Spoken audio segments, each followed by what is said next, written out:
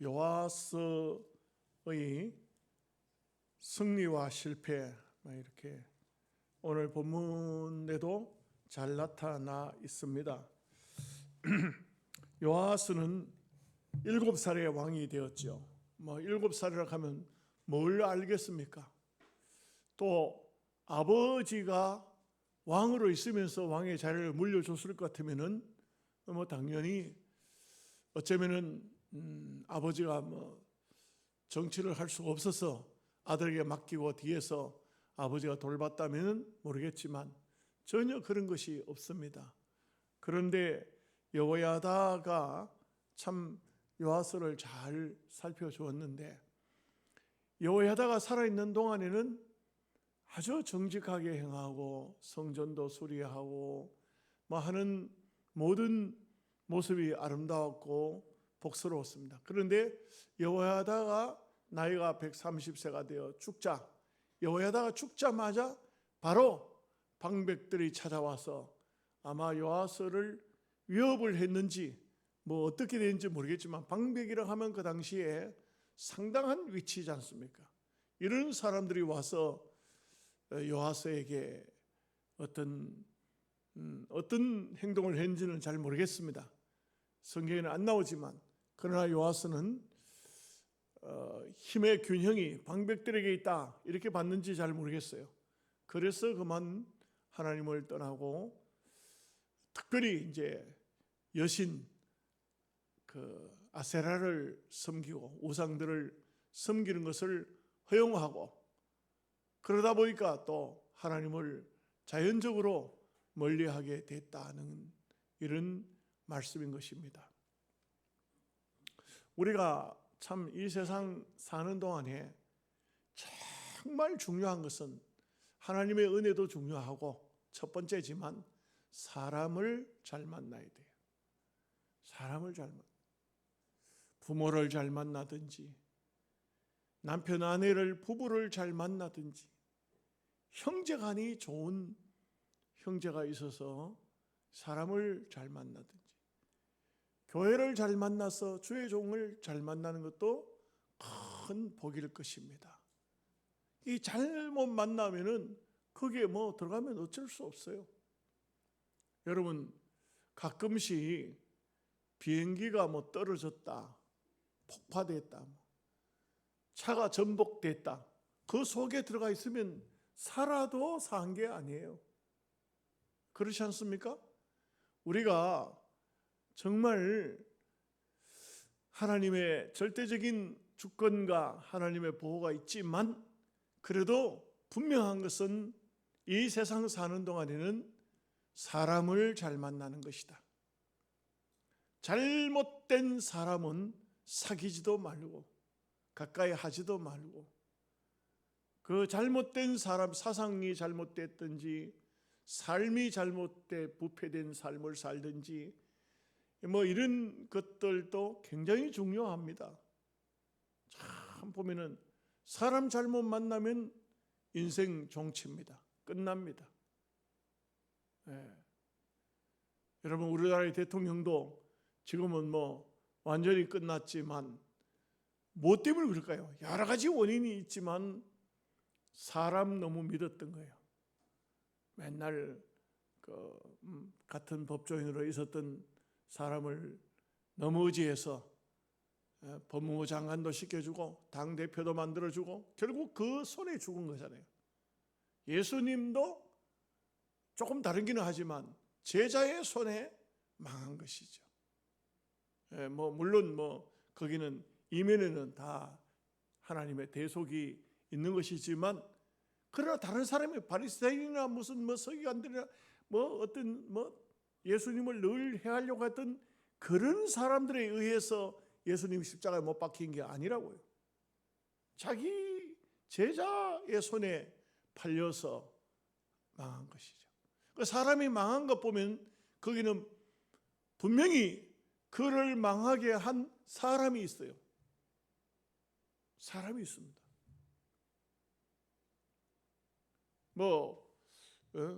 나라 역대 대통령들 중에도 이승만이 망한 것도, 이승만 대통령이 왜 망했냐? 거기도 사람이 있잖아요. 망하게 한 사람이 있잖아요. 이기붕이라는 사람이 있었잖아요. 이기붕에게는 김도한이가 있었고 뭐 수많은 깡패들 이런 사람들이 있었고 박정희 대통령 때도 마찬가지. 망한 사람도 망한 이유는 사람들 때문에. 오늘 이 요아서는 여호야다를 잘 만나서 정말 아달랴를 그 뿌리를 뽑아내고 그 왕이 되어서 40년 동안 나라를 잘 다스렸는데 이 여호야다가 세상을 떠나자 곧바로 나라가 완전히 뒤집어지는 이런 모습을 보면서 참 안타깝다 이렇게 보여집니다. 역사이기는 하지만 안타깝다 이런 모습을 볼 수가 있습니다. 그 결국은 사실 어떻게 보면 요아서도 오래 살지도 못했어요. 7살의 왕이 돼서 40년 다스렸다 해도 뭐 47세, 50도 안 돼가지고 죽은 거죠. 47살에 죽었더니 여호야다는 130세까지 살았잖아요. 보면은 기가 막힌 게 여호야다는 왕들이 들어가는 묘실에 들어가고 요아스는 왕들이 들어가는 묘실에 못 들어가요. 거꾸로 뒤바뀐 거예요. 왕이지만 왕의 묘실에 못 들어가고 신하지만 왕의 묘실에 들어가고 이게 어떤 의미가 있을까요? 보면은 우리가 땅 위에 사는 삶을 잘 살아야 된다. 예수님께서 너희가 선지자 이름으로 선지자를 대접하면 선지자의 상을 받을 것이라. 우리가 예를 들어 집사인데 장로처럼 섬기면 장로의 상을 받을 것이다 이게요. 예? 장로인데 살기는 집사처럼 살아. 그런다면 하나님 나라 가서 장로의 상을 못 받는다 이게. 집사의 상밖에 못 받을 거다. 우리가 잘 사는 것이 얼마나 중요한가 하는 것을 알 수가 있습니다. 자, 말씀을 한번 보시죠.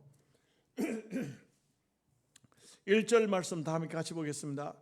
요아스가 왕위에 오를 때에 나이가 7세라 예루살렘에서 40년 동안 다스리니라. 그의 어머니의 이름은 시비아요 부엘세바 사람이었더라. 그 7세의 왕이 됐으면 참 믿음으로 잘만 살았으면 아마 역사 이래에 가장 오래 왕을 할 수도 있었겠죠. 7살에 왕 됐으니까 얼마나 47개와의 나이가 아직 요즘으로 따지면 아직 총각도 셌을 낀데 이런 나이에 정말 하나님을 잘 섬기고 믿음으로 살고 백성들에게 선정을 베풀고 하면 길이 역사에 남는 아주 훌륭한 왕이 되었겠죠. 적어도 이때 당시 행편으로 봐가지고 70까지 산다 해도 그런다 해도 왕을 63년이나 왕을 할 수가 있는 그런 때가 아닙니까? 여호야다는 130 살았다는 거 보면 이 사람은 아주 특별한 장수의 복을 누린 것이고 그렇습니다. 참 얼마나 참 우리가 믿음으로 살고 은혜로 산다는 것이 중요합니까? 제가 오늘 또 요양원에 설교하고 예배를 마치고 난 다음에 다 그 있는 분들 한 사람씩 다 안수를 해줬어요. 안수를 해주면서 안수 끝나고 난 다음에 여러분 120살까지 사십시오. 어떤 하나님은 안 돼요. 안 됩니다. 근데 그렇죠. 다 우리가 참 어찌 보면은 땅 위에 오래 사는 것만은 목적은 아니지만 그러나 평안할 것 같으면 하나님께 복을 받아서 장수를 누리는 것도 굉장히 귀한 축복 중에 하나이겠죠. 2절 말씀 다 함께 같이 보겠습니다.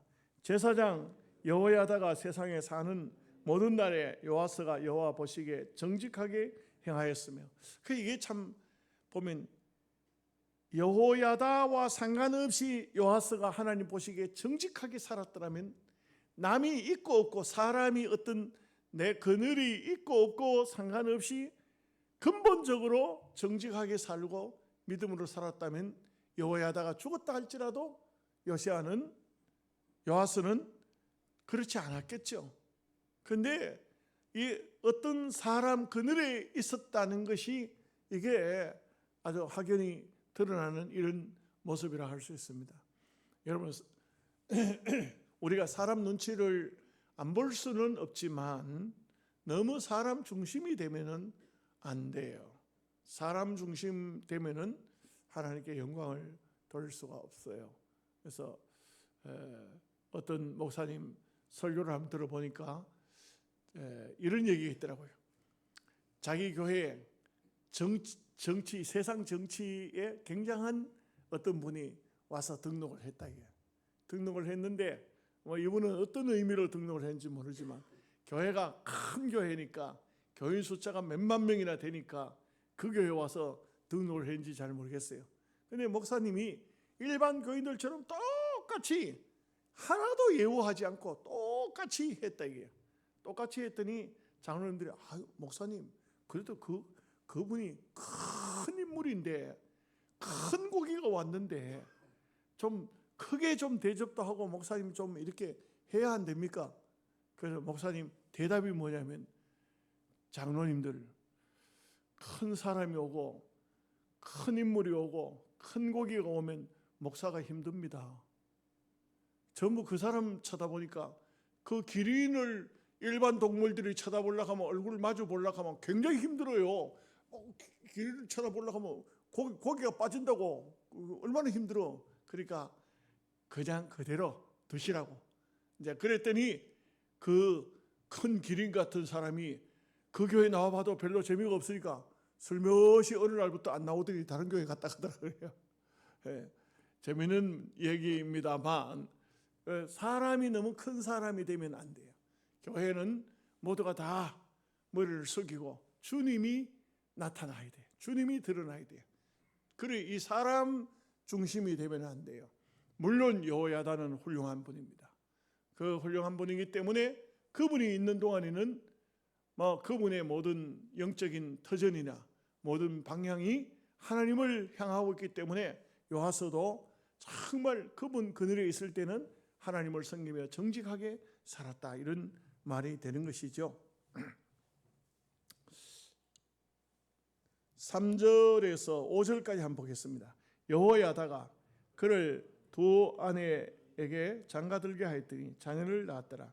그 후에 요아스가 여호와의 전을 보수할 뜻을 두고 제사장들과 레위 사람들을 모으고 그들에게 이르되 너희는 유다 여러 성읍에 가서 모든 이스라엘에게 해마다 너희의 하나님의 전을 수레할 돈을 거두되 이 일을 빨리 하라 하였으나 레위 사람이 빨리 하지 아니한지라. 참 보면은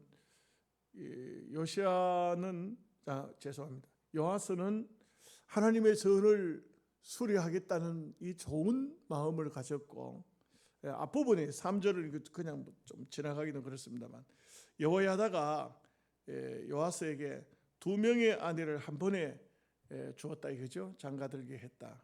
이것은 보면은 이게 바로 인간의 약점이라고 할 수 있겠죠. 당시에 보면 왕들이 여자를 많이 두었으니까 그러면 이렇게 또 가정이 편치를 않는데 그런데 어쨌든 간에 한 명의 여자를 두지 않고 그리고 2명을 주었다는 것은 이런 부분은 여호야다도 그렇게 믿음의 사람이지만 그에게도 인간적인 약점이 있었다 이렇게도 보여지기도 합니다.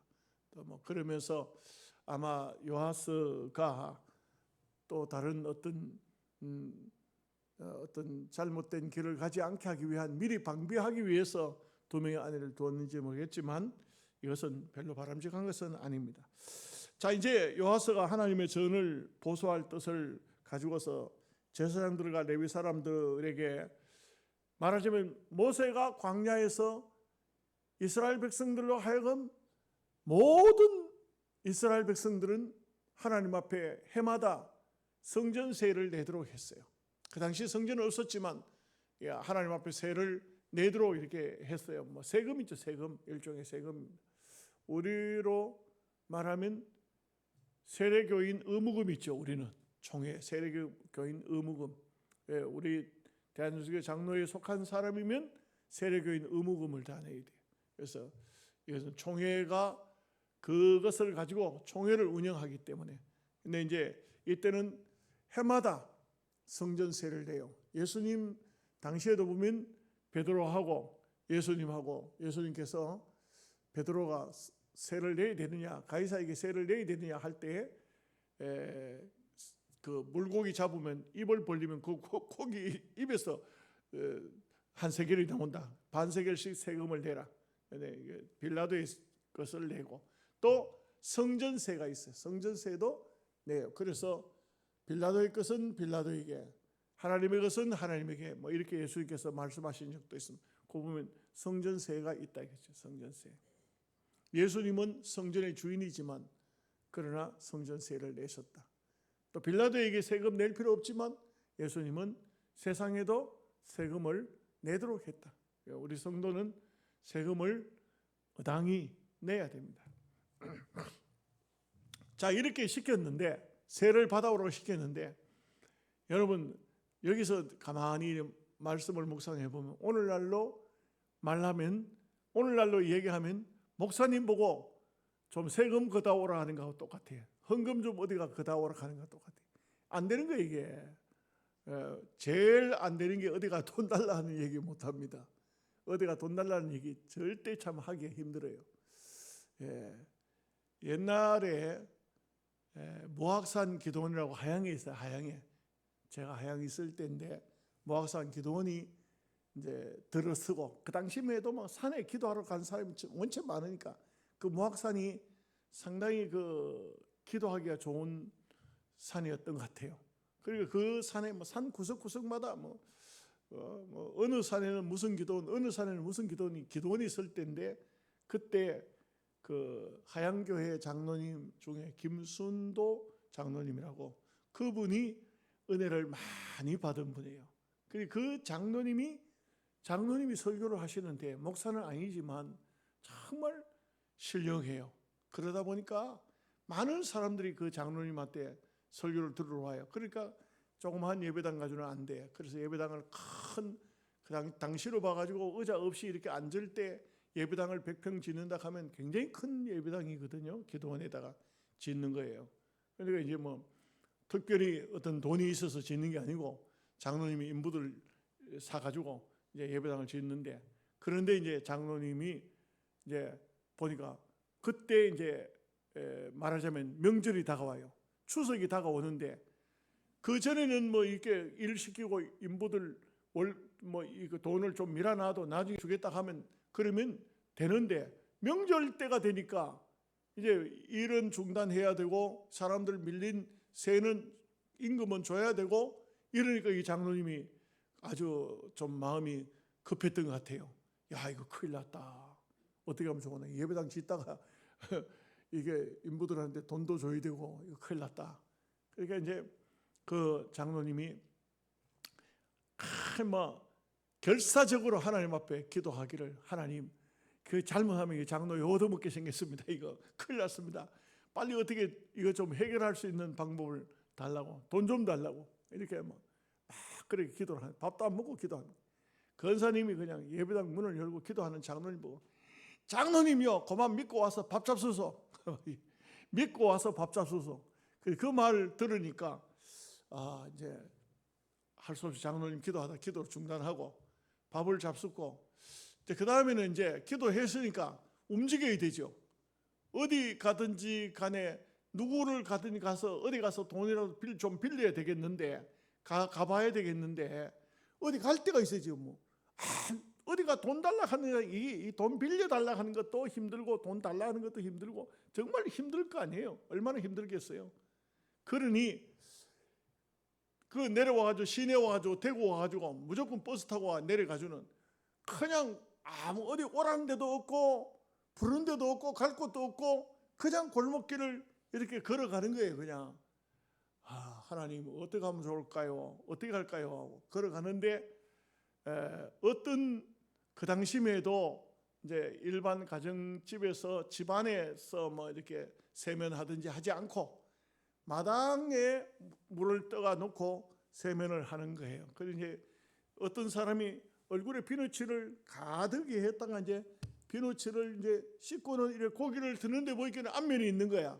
근데 그분하고 그 장로님하고 얼굴이 마주쳤는데 그 얼굴 이 비누도 이제 채 가시기 전에 보더니만 아이고 장로님 아니십니까? 어디 가십니까? 그 어디 간다고 말해. 그냥 나왔습니다. 아 장로님 잠깐만 기다리세요. 잠깐만 기다려.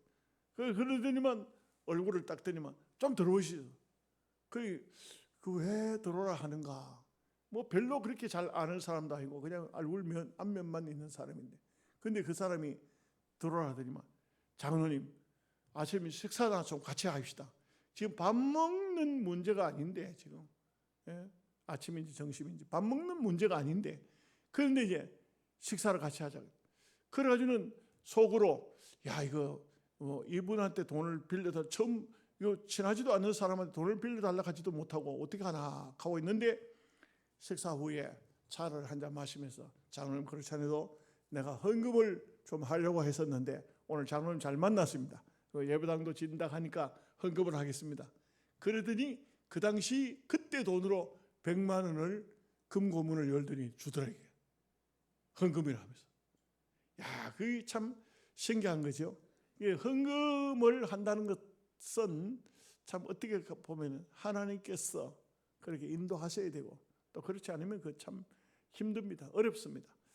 제사장들에게 헌금을 걷어오라. 이게 쉽지 않습니다. 자, 6절 7절 말씀 보겠습니다.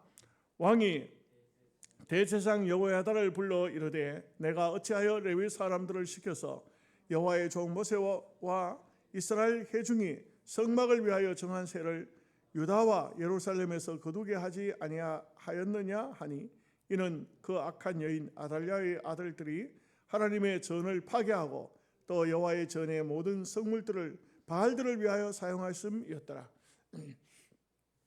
정말 중요한 것은 하나님의 성전 기명은 함부로 쓰면 안 돼요.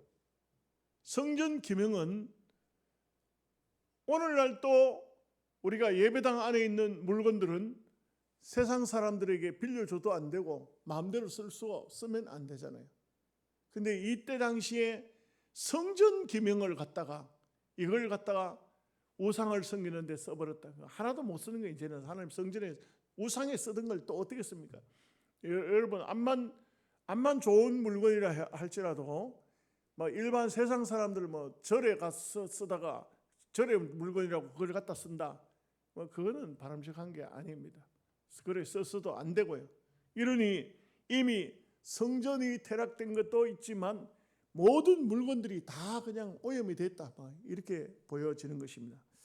자, 8절 9절 말씀 보겠습니다. 이에 왕이 말하여 한 궤를 만들어 여호와의 전 문 밖에 두게 하고 유다와 예루살렘에 공포하여 하나님의 종 모세가 광야에서 이스라엘에게 정한 세를 여호와께 드리라 하였더니, 그게 모세가 광야에서 이스라엘 백성들에게 정한 세를 성전 세를 받았던 것을 보면 이게 전통이 되어서 나중에 보면 아주 성전이 세워져 있을 때나 없을 때나 예수님 당시에까지도 성전세는 그대로 거둔 것을 볼 수가 있습니다.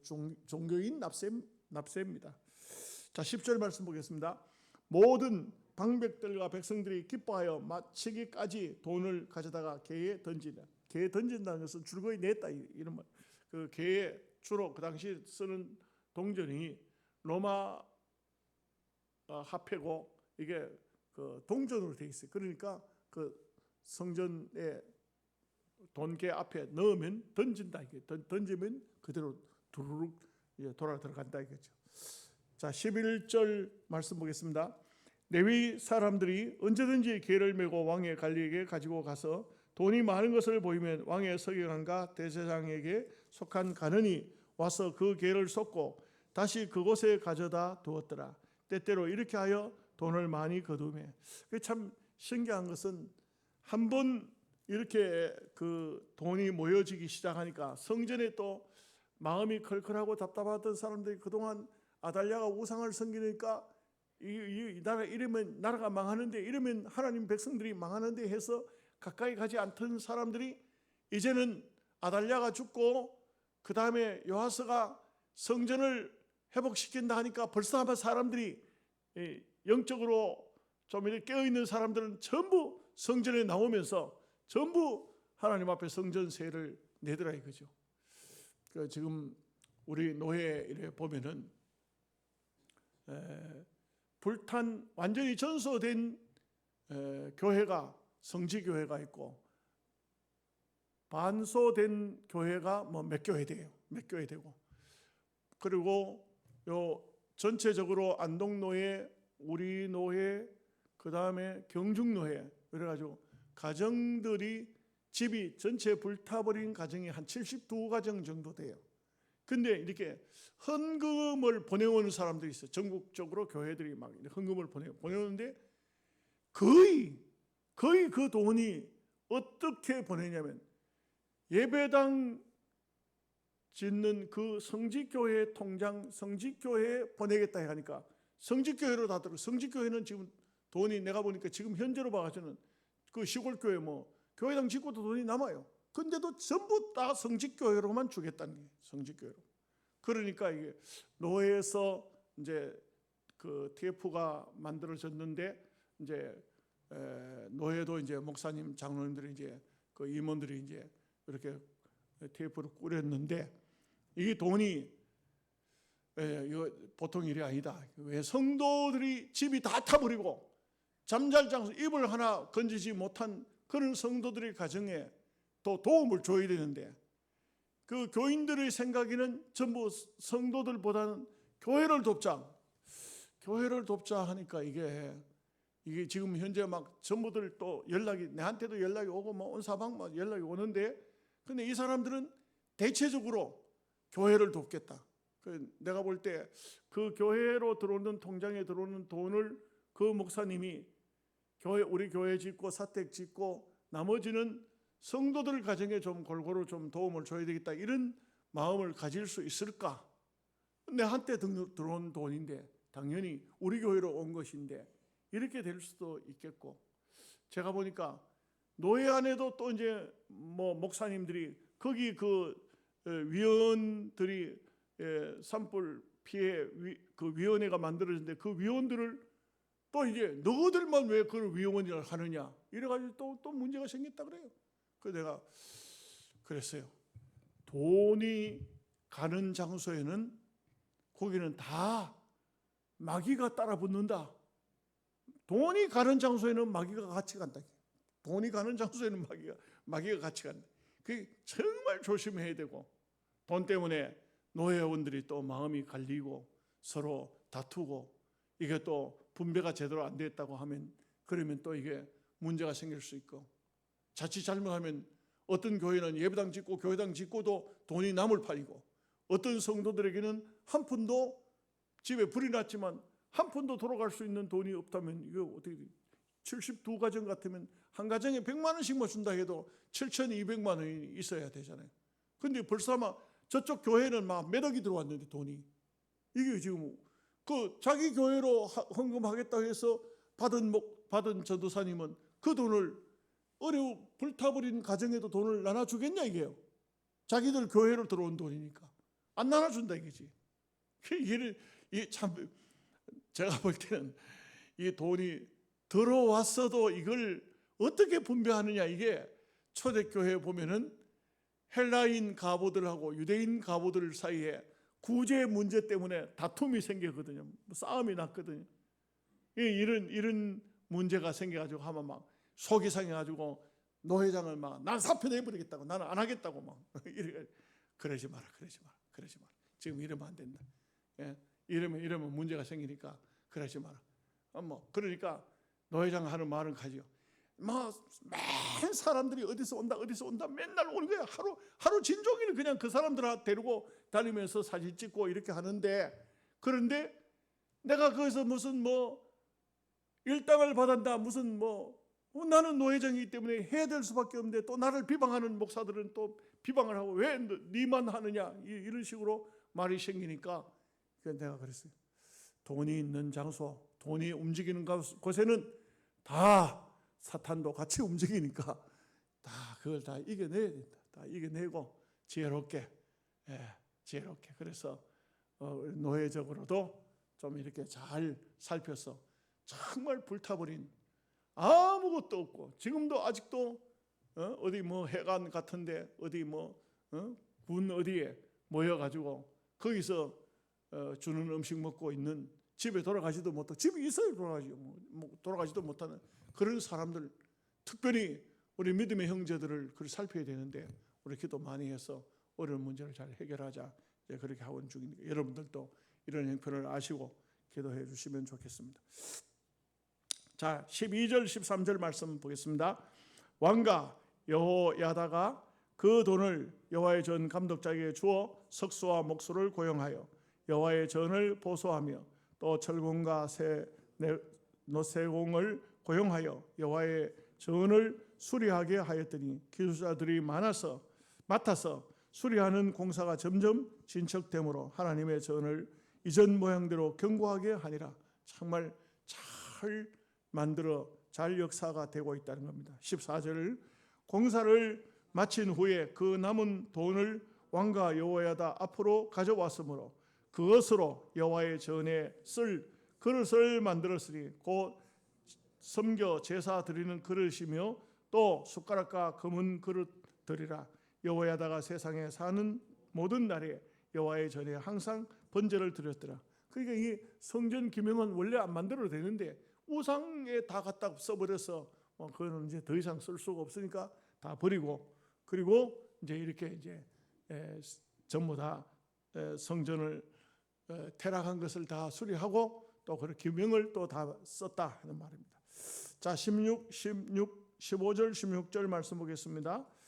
여호야다가 나이가 많고 늙어서 죽으니 죽을 때에 130세라. 무리가 다윗성 여러 왕의 묘실 중에 장사했으니 이는 그가 이스라엘과 하나님과 그의 성전에 대하여 선을 행하였습니다. 참 여호야다는 어떤 욕심도 없어요. 정말 하나님 믿음으로 이렇게 잘 살았더니 결국은 다윗성에 다윗 왕들이 묘실에 거기에 장사가 지내졌다. 참 얼마나 영광스러울까요? 죽어도 영광이에요. 하나님 앞에 갔을 때도 하나님께서도 얼마나 귀하게 보시겠어요. 참 여호야다 이스라엘 역사에 가장 충성스러운 종이 아닐까. 다윗의 가계를 회복시키고 다윗의 왕권을 회복시키고 그리고 자기는 그저 조언만 하고 참 이렇게 아름다운 삶을 산 그런 모습입니다. 17절 18절 봅니다. 여호야다가 죽은 후에 유다 방백들이 와서 왕에게 절하며 왕이 그들의 말을 듣고 그의 조상들의 하나님 여호와의 전을 버리고 아세라 목상과 우상을 섬겼으므로 그 죄로 말미암아 진노가 유다와 예루살렘에 임하니라. 이게 참 여기에 뭐 더 설명이 안 돼 있어 가지고 모르겠는데 이런 방백들을 가면 막 그 당시에 말하자면 한 지역을 담당하는 말하자면 우리 도지사쯤 안 됩니까? 그때 지금은 도지사라 해도 힘쓰는 사람이 아니지만 그 당시에는 이런 방백들이 굉장히 힘이 있는 사람들이라고요. 이 사람들이 오니까 그만 요아스가 자기 신앙도 믿음도 없이 다 그만 하나님의 여호와를 버리고 우상을 섬기는 그런 것을 허용하고 또 자기도 그렇게 되어버렸다는 거예요. 이 사람이 순식간에 믿음이라는 것은 순식간에 무너집니다. 믿음을 쌓는 것은 어렵지만 이 믿음이 깨지는 것은 순식간에 도자기 하나 만들려고 하면 얼마나 힘듭니까? 그렇지만 깨지는 것은 땅바닥 떨어뜨려 조심하지 않으면 금방 박살 나버리잖아요. 금방 깨져버리잖아요. 이게 우리가 참 주의를 기울여야 된다. 신앙생활도 정말 우리가 주님의 나라 가는 그날까지 참 주의를 기울여야 됩니다. 19절 말씀 보겠습니다. 그러나 여호와께서 그들에게 선자를 보내사 다시 여호와에게로 돌아오게 하려 하시매 선자들이 그들에게 경고하였으나 듣지 아니하니라. 이미 여러분 제가 늘 말씀드리지만 회개할 수 있는 때가 있는데 그 때를 지나버리면 회개가 안 돼요. 회개가 안 돼요. 우리가 하나님 앞에 믿음으로 살다가 실수, 잘못 다 해요. 안 할 사람은 없습니다. 목사도 하고 장로도 하고 권사도 합니다. 그러면 우리가 잘못했거나 실수를 범했을 때 어떻게 하느냐? 회개하잖아요. 회개한다는 것이 축복이에요. 기독교의 가장 큰 축복은 회개의 축복이에요. 우리가 회개하면 하나님께서 다 용서하시고 다 받아주시잖아요. 그런데 회개를 어느 정도까지는 회개가 되지만, 그러나 회개가 안 되는 사람도 있어요. 회개하라 하면 니나 회개해, 내가 왜 회개해, 이런 사람이 있다. 안 된다 이거지. 회개가 안 된다. 여기 이 사람들이 보면 이미 그 때를 지나버렸다. 회개가 안 된다 이거죠. 참 안타깝습니다. 오늘 말씀은 여기까지 하겠습니다.